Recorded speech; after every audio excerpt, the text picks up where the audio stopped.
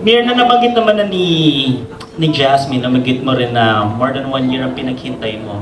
I'd like to know, nainip ka ba? Honestly, walang inip, Sir Bam. Kasi sa buong 1 year, I have been really working. I have been connecting with people, especially in different parts of our country, to really work with me for our journey in Miss International. And hindi ako nainip kasi I've been really busy making everything work for Miss International. And aside from all the things that I did, I was able to share moments with the children na talagang tinatreasure ko because this is really my reason on why I'm doing pageantry. It's to really inspire hope in children's lives, na especially sa mga underserved areas just like me before, na no matter who you are or where your background is or where you came from, there's always hope. And I'm so proud kasi sa isang taon or more than 1 year kong pag-prepare, I was able to send that message to all the children that I've met all around our country. The Miss International pageant already announced that they will change the format of the competition. How do you feel about that? I feel that God is fighting for me. And I always pray na in everything that I don't see, that I don't hear, I pray that God will always fight for me. And I'm just so happy to know that Miss International is now willing to make a change on how they do the pageant. And I think it's an advantage for us. So it's really something that all of us should be excited about. Because this year, it's going to be a different Miss International, the pageant that we all familiarize with ourselves with. So really, really happy of the changes. And I just can't wait to go to Japan. Thank you. Thank you. It's a sad reality that our corruption scandals have gained international attention. When you're with your fellow candidates, how will you defend the Philippines? You know, despite all the things that's happening in our country, especially the things regarding corruption, one thing that is never gonna change is the Filipino heart. We Filipinos are very hopeful. And until merong hope sa puso natin, there will always be change. And I will tell that to my co-candidates when I get to Japan, that I hope that they will support the Philippines in every way they can to fight corruption. And I think to fight corruption, it will really have to start with ourselves. Greed should not be our God, but love, kindness, and compassion should be the one who's leading our nation.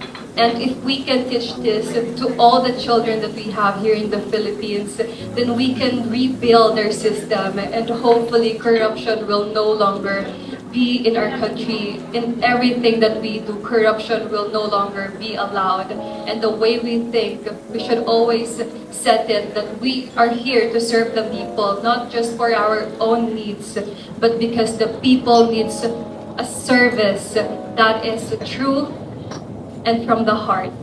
Thank you. Nakapunta ka na ba ng Japan? No, it's gonna be my first time po. Pero are you aware na marami rin lindol sa Japan? Yes. Pero naka-experience ka na personal ng malakas na earthquake na rin? Yes po, that happened way back 2019 in Pampanga.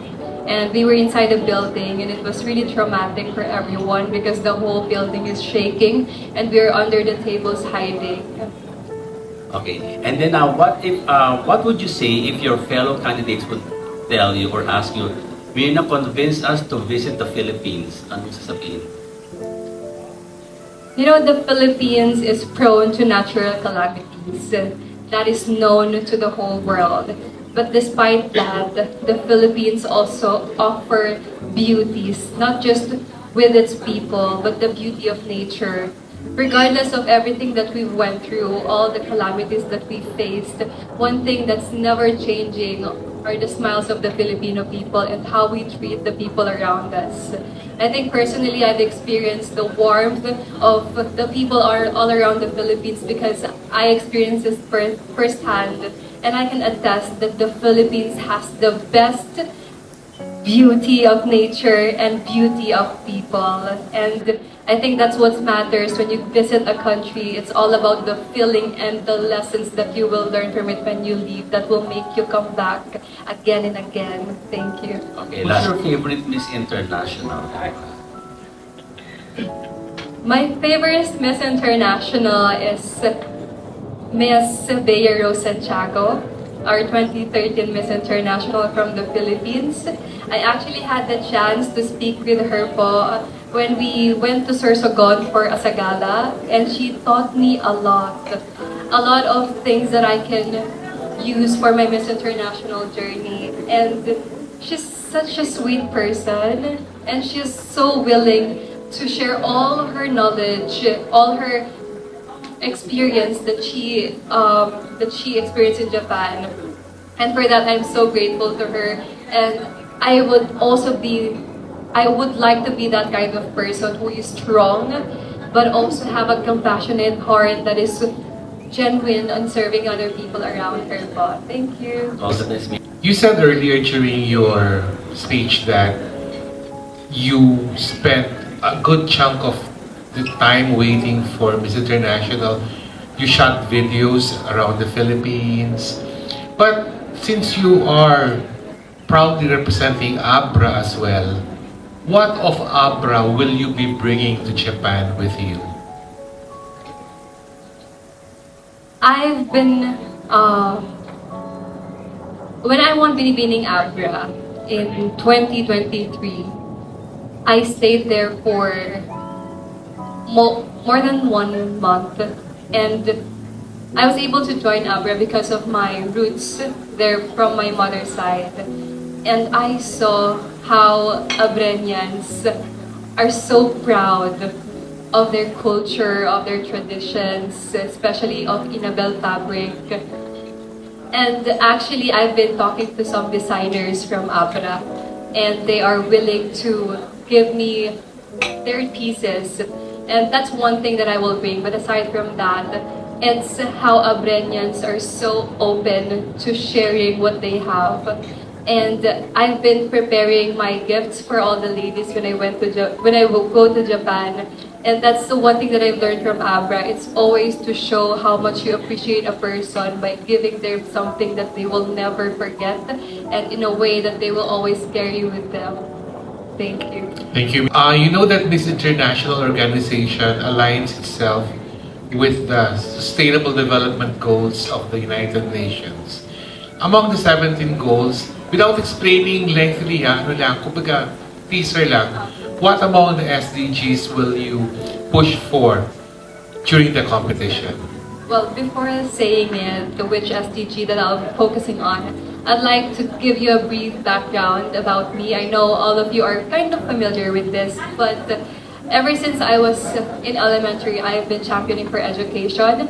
Before, I used to make my own type of candies and sell it in school during lunch breaks. And aside from that, I've experienced being an online seller, also as a cashier in a coffee shop, and also as an event coordinator, a part-time host, and also as a freelance model.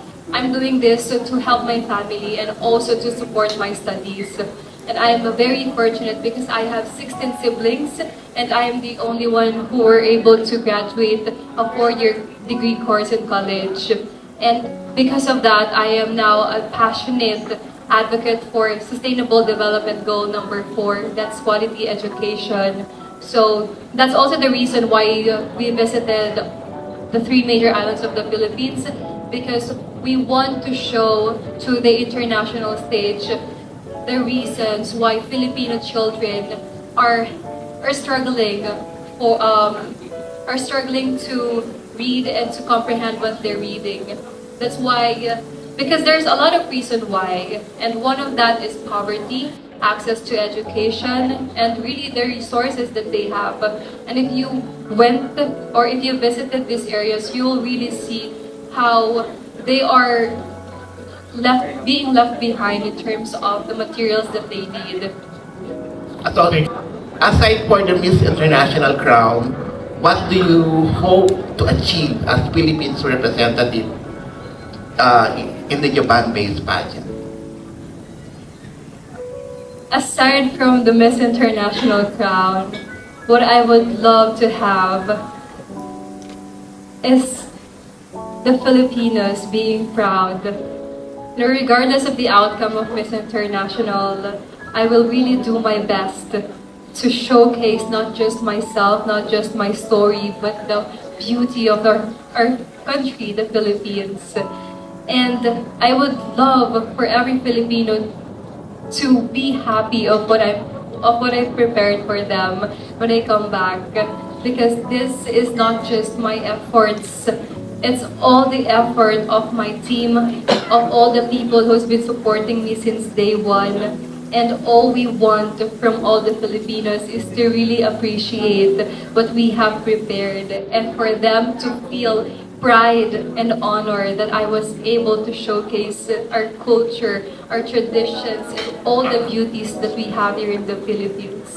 For you, what is the most valuable thing or lesson that you have learned as a Binibining Pilipinas title holder during the more than 1 year of your reign?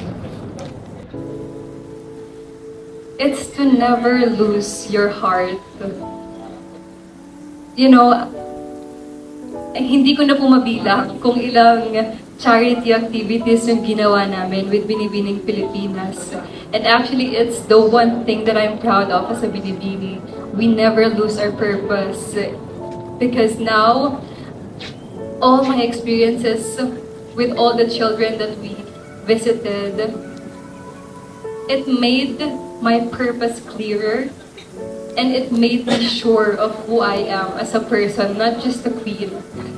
Because there are a lot of children now who are looking up to me. Before, it's just my dream to inspire kids, but now it's a reality. It's my reality, and I just want to be the best ate for them, to be someone they're proud of. And that's something that I always carry in my heart. It's to never lose your purpose, to never lose your heart in all the things that you have. Always be grateful, and always wear your attitude of gratitude every day of your life. Thank you po. So my question is, almost 1 month na lang, and then malapit na yung laban mo sa international stage. So how are you feeling? Nakakaramdam ka ba ng pressure? Actually, aalis na po ako ng November 9 para sa Japan. And actually, it's a bit early because the official arrival date is November 12. Pero mauuna na kami doon to immerse ourselves with the culture of Japan and to know more about their traditions and values. So right now, all I'm feeling is really excitement. Kasi I think there's no more time to feel pressure. Sobrang bilis na lang ng mga pangyayari. I think time is just pulling us in a way. But sobrang hinintay ko po to ng matagal. And aside from waiting, I've been really preparing for this. And as I've said before, I have imagined this moment in my head more than 100 times. So now, I can't wait to go there and to shout to Philippines. How do you define beauty in today's society? Beauty is really all about the heart. I know that may sound cliche, but it's really true. I have come to this moment with all my experiences in life. Alam ko kung ano yung itsura ng hirap, because that's where I came from. And I can attest that it's not really about where you came from as a person that will define your beauty. It's really about what you choose to do in your life. Because no matter how beautiful you are outside, what's gonna matter in the long run is the beauty of your purpose and all the things that you did, not just for yourself but for other people.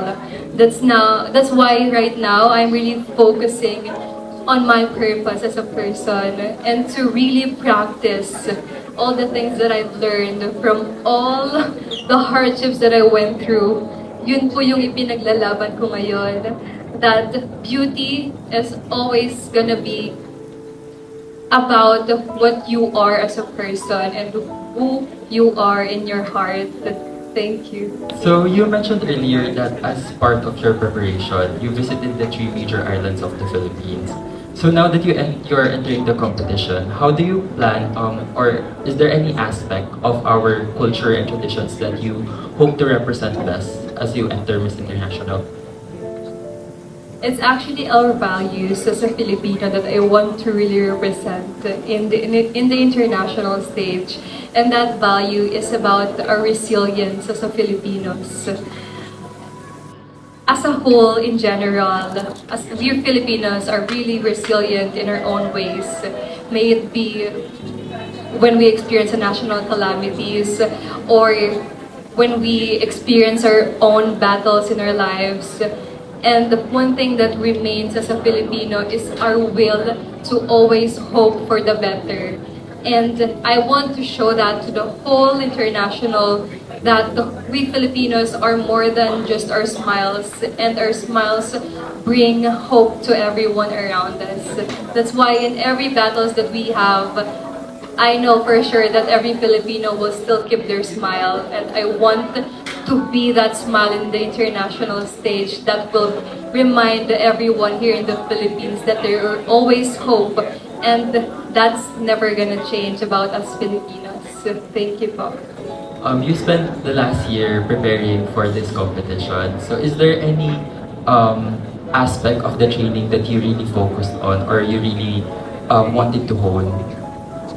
It's not actually about any skills, but it's about my advocacy.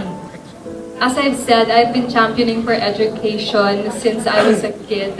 And now that I have this platform that could reach to millions of children around the world, hopefully soon. And I really focused on making my advocacy happen because I've been partnering with different organizations, and that includes Adarna House Publishing. I was able to partner with them and they donated books, and these books, I traveled with these books when I went to Santa Fe Bantayan Island, to Talisay Elementary School in Cebu, to Tineg Tribe in South Cotabato, that's in Lake Cebu, and also to in Porac, Pampanga. And aside from that, we also went to Alabang in SOS Pilipinas, and I can confidently say that we really focused our time preparing to make a mark to these children's lives. And I think that's what matters most, because we're here to really serve our purpose, and that's what I did. Because the rest of the preparations, it will just take a little bit of my time, because we're not preparing for a different pageant. We're preparing for Miss International, and they're looking really to the heart of the ladies and what she have contributed to our community. So that's what we're focused.